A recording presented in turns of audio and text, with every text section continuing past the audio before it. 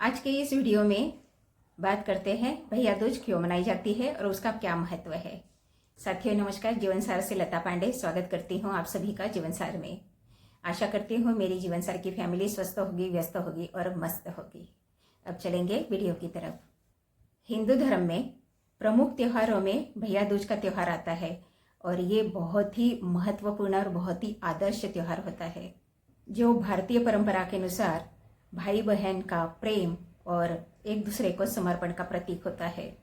ये त्यौहार हर साल दिवाली के 2 दिन बाद मनाया जाता है। ये त्यौहार भाई दूज का त्यौहार जो है, भाई दूज का त्यौहार रक्षाबंधन के त्यौहार के जैसे ही है। इस दिन बहन अपने भाई के माथे पर तिलक लगाती है और यमराज से प्रार्थना करती है अपने भाई की लंबी उम्र के लिए। इस त्यौहार को यम द्वितीया भी कहते हैं, क्योंकि बहन अपने भाई की लंबी उम्र की कामना के लिए भगवान यमदेव का पूजन करती है, इसलिए इसको यम द्वितीया भी कहते हैं। पौराणिक कथा आती है, एक समय की बात है कि भगवान यमराज ने अपनी बहन यमुना से पवित्र और स्वच्छ जल प्राप्त करने का वरदान मांगा। तो अपने भाई की चिंता देखते हुए यमुना ने विशेष जल उनको प्रदान किया और इस जल से यमराज को क्रोध से मुक्ति मिल गई और उनके दुख और संकट दूर हो गए। और इसलिए इस त्यौहार को यम द्वितीया भी कहते हैं, क्योंकि ये दिन प्यार और समझ का एक प्रतीक है और इसीलिए इस दिन यमराज की कृपा और आशीर्वाद मांगा जाता है। यमुना और यमराज में बहुत प्रेम था, लेकिन काम में व्यस्तता होने के कारण यमराज अपने बहन के घर नहीं जा पाते थे। याद उन्हें आती थी पर वो नहीं जा पाते थे। तब कार्तिक शुक्ल पक्ष की द्वितीया के दिन यमुना ने अपने भाई को भोजन पर आने का आमंत्रण दिया और उन्हें अपने घर आने का वचन दिया।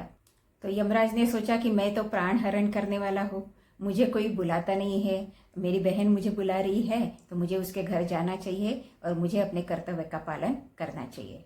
और अपने बहन के घर जाते समय यमराज ने जितने भी नरक में लोग थे उनकी सबकी मुक्ति कर दी और यमराज को अपने घर आते हुए देखकर यमुना बहुत प्रसन्न हुई। और यमुना ने फिर स्नान करके अपने भाई के स्वागत के लिए बहुत अलग अलग व्यंजन बनाए, स्वादिष्ट व्यंजन बनाए। यमुना का ये आदर भाव देख के यमराज भी बहुत प्रसन्न हुए और उन्होंने अपने बहन को कहा कि तू वर मांग, जो तुम मांगोगी वो मैं दूंगा। तब यमुना ने कहा कि मेरे भाई, हर साल आप इस दिन आया करेंगे, मेरी तरह जो भी बहन इस दिन अपने भाई का आदर सत्कार करेगी उसको आपका भय ना रहे। उसके बाद में यमराज ने तथास्तु कर दिया और अपनी बहन को वस्त्र गहने दिए और अपने यमलोक चले गए। और उस दिन से ये त्योहार मनाने की परंपरा पड़ी, इसीलिए यम और यमराज की इस दिन पूजा अवश्य करनी चाहिए। इस दिन बहन अपने भाई को नारियल भी देती है, वो क्यों देखते हैं। जब यमराज जी अपने घर वापस लौट रहे थे तब यमुना ने एक नारियल उनके हाथ में दिया। तो यमराज जी पूछे कि ये क्यों। तो यमुना बोली कि भाई, ये नारियल आपको हमेशा याद दिलाते रहेगा मेरी, इसलिए नारियल देते हैं। इसके बाद यमुना ने अपने भाई से वचन लिया कि आप कितने भी व्यस्त होंगे, आप कार्तिक शुक्ल द्वितीया यानी कि भैया दूज के दिन मेरे घर मुझे मिलने जरूर आएंगे। और यमराज जी ने उनको भी आश्वासन दिया कि मैं जरूर आऊँगा।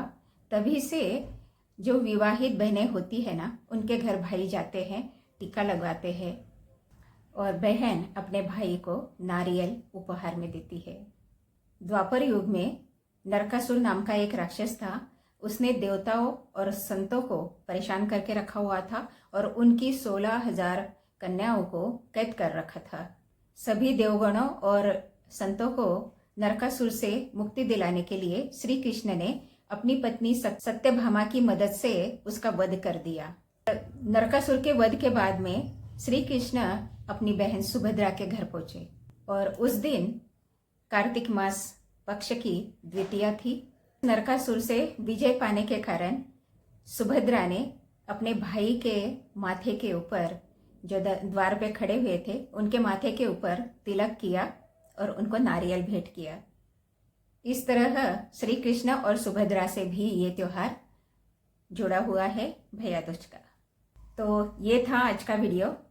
अगर जानकारी अच्छी लगी हो तो वीडियो को लाइक करें, कमेंट करें और वीडियो पर अगर नए हैं तो चैनल को सब्सक्राइब करें।